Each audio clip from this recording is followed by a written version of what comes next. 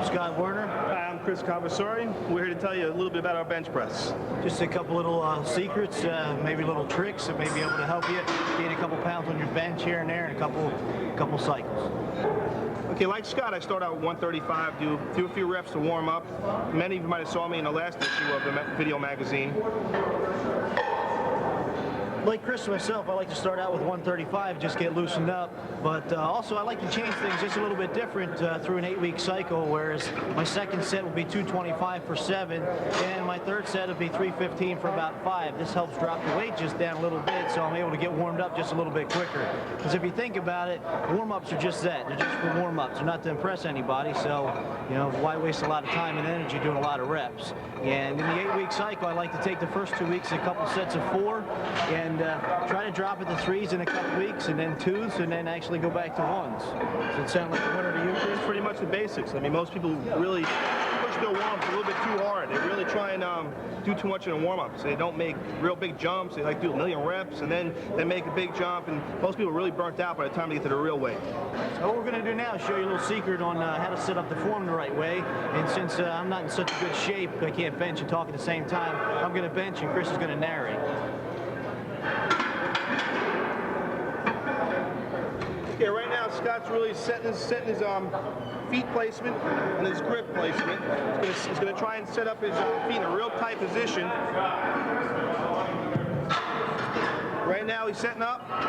He wants to make sure his lats are real tight, his feet are real tight against the floor, his hand width is right. Now he's going to go through the lift.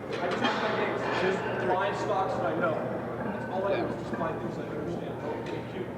Next part is the descent of the lift. He likes to come down nice and slow and in control, brings the bar pretty low, and drives it up, pushing his feet through the floor at the same time.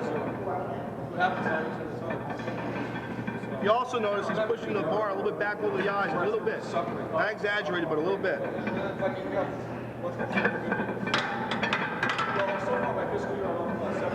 And keeping the same form all the time just helps you make sure that you get things done a lot quicker, a lot more efficiently to save it for the top. Because if you don't change things throughout the workout, you don't have to worry about when you're supposed to set up or what you're supposed to do. Do the same thing the same way every time, every rep, on every set. You'll be an expert.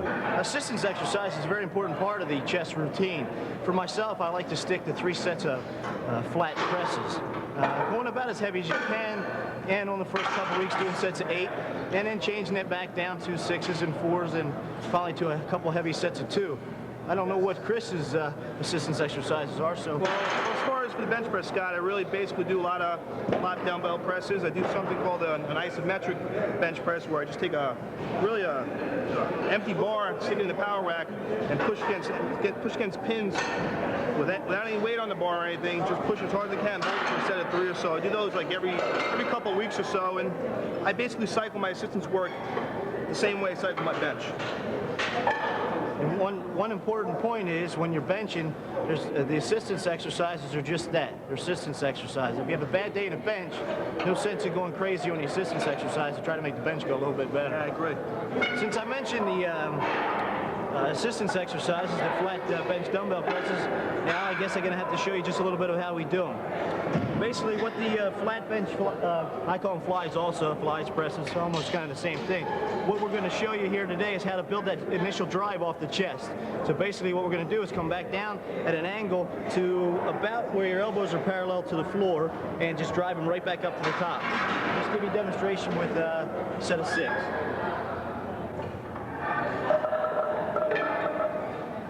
And the setup is also the same as the bench. Keep the legs in there, driving back. Keep the hips pinned to the bench and keep the shoulders back.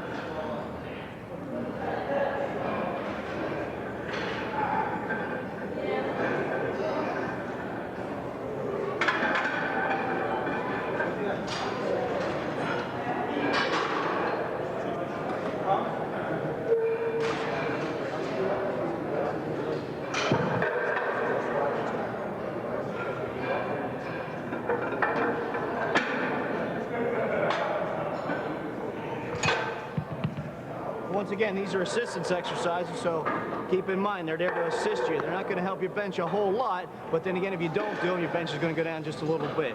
So keep that point in mind when you're doing them. Yeah, Scott, that's about, basically, to tell you the truth, I do really the same thing. There's really not much more I could touch on as far as the flat dumbbell presses, but I would like to show you a little bit something different I do on shoulder presses. We'll go over there now and check them out.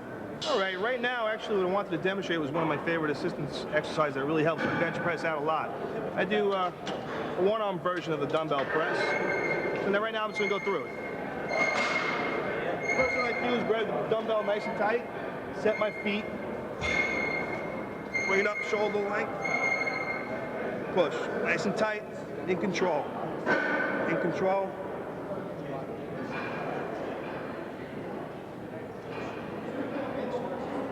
Okay, out to the other arm, same thing. I like to keep don't like to lean too much. Since you're doing it with one arm, you gotta be real careful not to lean over towards that arm the whole way. Just trying to keep myself nice and tight and straight.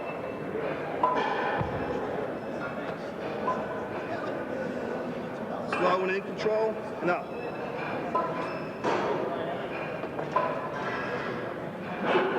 All right, that's about it. Like I said, just yesterday we benched 662 at the meet, as you saw, and a little bit tired, so I'm going to take it real easy. These really help my bench press out a lot. Give them a try. And we're back. We call this our little potpourri section. We're just going to throw a couple tidbits in here that we think may help you in your future training. One of the most important points that I believe in, and I know Chris does too, is rest. It's extremely important to rest. And I know Chris has told you before he believes in benching just once a week. And the reason for that is because your body can't recuperate in time to go back the next day or the next 3 days and bench again. If you're benching with the intensity that Mr. Confessore has, you need to just get about 6 or 7 days. So keep in mind, rest is extremely important.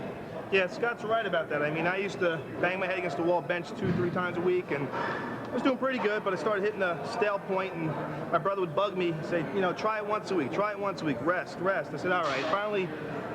Finally I listened, and I tell you, my bench skyrocketed about 50 pounds over 6 months, and, you know, the rest is history.